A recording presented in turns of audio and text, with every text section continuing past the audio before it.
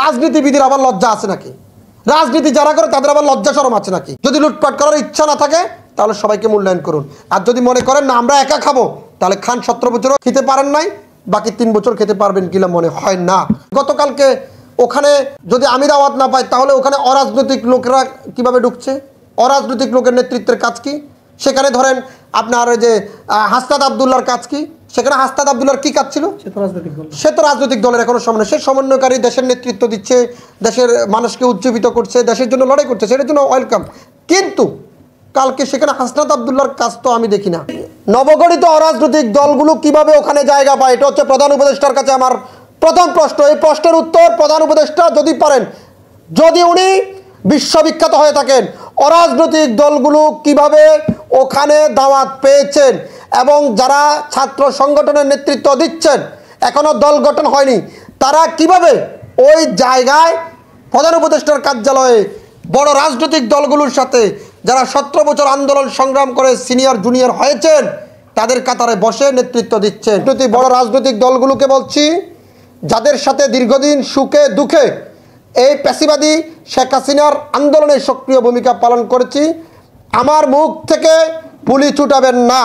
যদি আমার মুখ থেকে বুলি ছুটান তাহলে কারোই কিন্তু অস্তিত্ব থাকবে না, আপন গায়ের জামও থাকবে না, অস্তিত্ব থাকবে না। সঠিক যথাযথ মূল্যায়নের মাধ্যমে সবাইকে অংশগ্রহণমূলক নির্বাচন।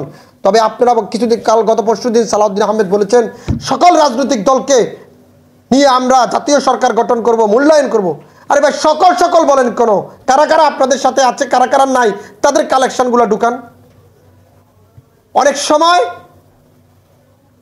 পাশের বাড়িতে বিয়ে হলে পাশের বাড়িতে লোক দাওয়াত পায় না, হয়তো এরকম হইতে পারে, বিষয়টা এরকমই তো হইতে পারে। অনেক রাজনৈতিক দল হয়তো আন্দোলন করেছে, আপনাদের সাথে যোগাযোগ করে নেই, কিন্তু সোশ্যাল মিডিয়াতে তো আছে, পত্রপত্রিকা আছে, এদেরকে খুঁজে বের করুন।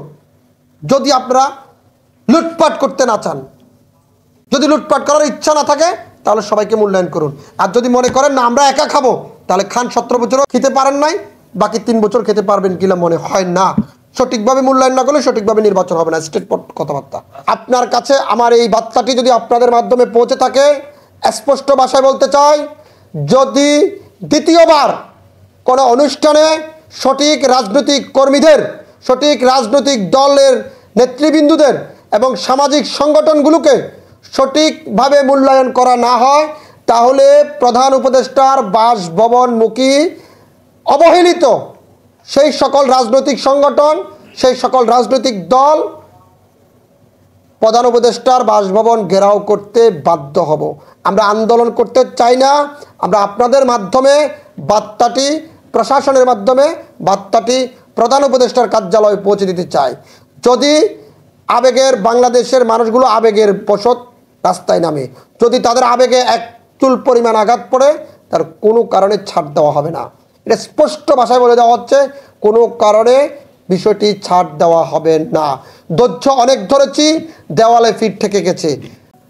ওখানে তো আমার কাছে মেসেজ ছিল, আর আমি যেহেতু একটা রাজনৈতিক দলের প্রধান, সেই হিসাবে তাদের ওয়েবসাইটে লেখা আছে রাজনৈতিক দলগুলোকে নিয়ে প্রধান উপদেষ্টার সংলাপ। প্রধান উপদেষ্টার ওখানে কি লেখা আছে যাদের যাদের ইনভাইট করছেন তারা আসবেন, বাকিরা কিন্তু আসবেন না, লেখা আছে? কোথাও দেখাতে পারবেন?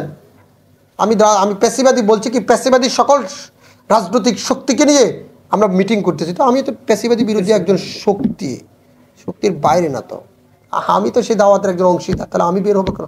কর্নেল আলী কেন বের হয়ে গেছেন দাওয়াত পাওয়ার সত্ত্বেও? তাকে কেন অপমান করা হয়েছে? একজন বীর মুক্তিযোদ্ধাকে অপমান করা হয়েছে। চিন্তা করতে পারেন? চিন্তা করতে পারেন?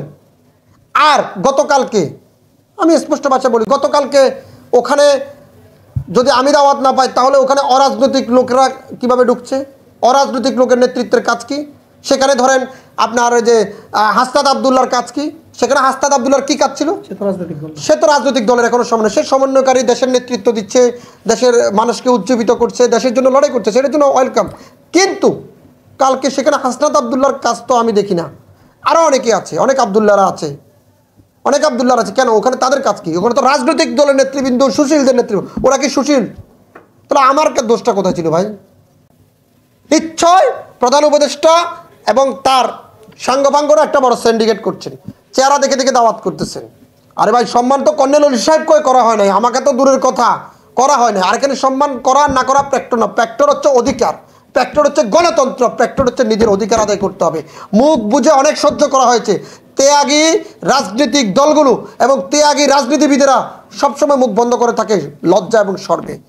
দেখেন একটা সত্য কথা বলি, ঘরে অনেকের ভাবিয়ে ভাইদেরকে যন্ত্রণা করে, কিন্তু বাইরে আসি তারা সাপশুয়ার মতন থাকে, দুঃখের কথা বলে না। এইটাই তো আমি একটা দলের চেয়ারম্যান, লজ্জার কারণে হয়তো বলতে পারি সারা বছর আন্দোলন করেছি, এখন হয়তো লজ্জা বোধ। রাজনীতিবিদের আবার লজ্জা আছে নাকি? রাজনীতি যারা করে তাদের আবার লজ্জা শরম আছে নাকি? আমি আদিলুর রহমান সাহেবকে ফোন দিয়েছি কয়েকশো বার, মাহফুজ আলমকে ফোন দিয়েছি কয়েকশো বার, আমার কাছে ভিডিও আপনি দেখেন, আমার হোয়াটসঅ্যাপ দেখেন, রিসিভ করে না। তারপরে যে আমি প্রেস সচিবের সাথে যোগাযোগ করা যায়, আমি গতকালকে প্রেস সচিব শফিকুল আলমকে বলছি যে এই অন্যায়গুলো হচ্ছে, শফিকুল আলম যে মনিরুজ্জামান একজন আসছে, ওনার সাথে যোগাযোগ করেন। তারপরে ওখানকার উপস্থিত যারা আছে তাদের গেটে যারা দায়িত্বশীল জায়গায় আছেন, পুলিশের লোক আছিলেন, গোয়েন্দা সংস্থার লোক আছিলেন, উপদেষ্টা পরিষদের লোক ছিলেন, তাদেরকে অবগত করছেন। তারা বলছেন বিষয়টি দেখতেছেন গুরুত্ব সহকারে। তো আমিও গুরুত্ব সহকারে বিষয়টি আরও দেখতেছি। এখানে যারা বাদ গেছে, আমি শুধু একা না তো ভাই, এখানে আমার জন্য লড়াই করতেছি না, অনেক লোক জেল জুলুম হামলায় মামলার শিকার হয়েছে, যাদের নামও কেউ নিচ্ছে না কেন, বাট হয়। আর ভাই অনেক দল যায় নাই, কেন কয়টা দল রাজপথে আন্দোলন করে ওখানে গেছে, শুধু পেজ দেখে দেখে নাম লিস্ট করেছে, বিএনপি বড় ধরনের একটা লিস্ট দিয়ে দিয়েছে, ওই লিস্টের উপর চলতেছে, সেখানে ভালোও আছে খারাপও আছে, আপনাকে বুঝতে হবে। আর ওরা আমার সাথে যোগাযোগ করে, ওরা তো নিজেদের দাওয়াতে প্রধান উপদের সাথে মিটিং করবে, এটা রয়েছে 3 দিন ভাত এখানে, এটা করে 3 দিন ভাত এখানে। যুগপৎ আন্দোলনের শুরু থেকে শেষ মুহূর্ত পর্যন্ত 7টা মামলা আমার বিরুদ্ধে, 3টা মামলা জেলে গেছি, প্রত্যেকটি প্রোগ্রাম বাস্তবায়ন করেছি। বা এই যে ভিডিও ফুটেজগুলো নিলে তো বলতে পারেন এগুলো কি যুগপথের মিটিং না? এই যে মনে করেন 17 জুলাই একটা ভিডিও ফুটেজ দেখায়, 17 জুলাই আবু সাইদ মুগ্ধর প্রতিবাদের সর্বোচ্চ মিছিল করেছি পল্টনে আমি। দেখেন সকলে এখানে জোনাই সাকি আছেন, সাইফুল হক আছেন, তারপরে যেন বিভিন্নুর হক নূর সাহেব আছেন, অনেক রাজনীতিবিদ আছেন, রাশেদ প্রধান আছেন, সবাই তো আছেন। আমিও তো সেইখানে আন্দোলনের একজন শরিক দল, অনেকে গেছে, আমি যেতে পারিনি। এই জন্য আমি আবেদন করতেছি সবাইকে মূল্যায়ন করার জন্য। জাতীয়তাবাদী সমমনা জোট 11টি দল নিয়ে গঠিত, সেই দলের একটি অন্তর্ভুক্ত আমি শরিক দল। সেখানে 11টা দলের ভিতরে কারোই নিবন্ধন নাই। এখানে যদি 50টা লোক থাকে, 50 জনের ভিতরে অনেকের নিবন্ধন নাই। আমি তো বললাম অরাজনৈতিক নবগঠিত অরাজনৈতিক দলগুলো কিভাবে ওখানে জায়গা পায়, এটা হচ্ছে প্রধান উপদেষ্টার কাছে আমার প্রথম প্রশ্ন। এই প্রশ্নের উত্তর প্রধান উপদেষ্টা যদি পারেন, যদি উনি বিশ্ববিখ্যাত হয়ে থাকেন, অরাজনৈতিক দলগুলো কিভাবে ওখানে দাওয়াত পেয়েছেন এবং যারা ছাত্র সংগঠনের নেতৃত্ব দিচ্ছেন, এখনো দল গঠন হয়নি, তারা কিভাবে ওই জায়গায় প্রধান উপদেষ্টার কার্যালয়ে বড় রাজনৈতিক দলগুলোর সাথে যারা 17 বছর আন্দোলন সংগ্রাম করে সিনিয়র জুনিয়র হয়েছেন তাদের কাতারে বসে নেতৃত্ব দিচ্ছেন, এবং কোন ইস্যুতে প্রধান উপদেষ্টা তার প্রেস সচিব শফিকুল আলম সহ যারা সরকারের নেতৃত্ব দিচ্ছেন তারা বিষয়টি খোলসা করবেন। আমি আমার অধিকারের কথা আপনাদের মাধ্যমে অবগত করেছি।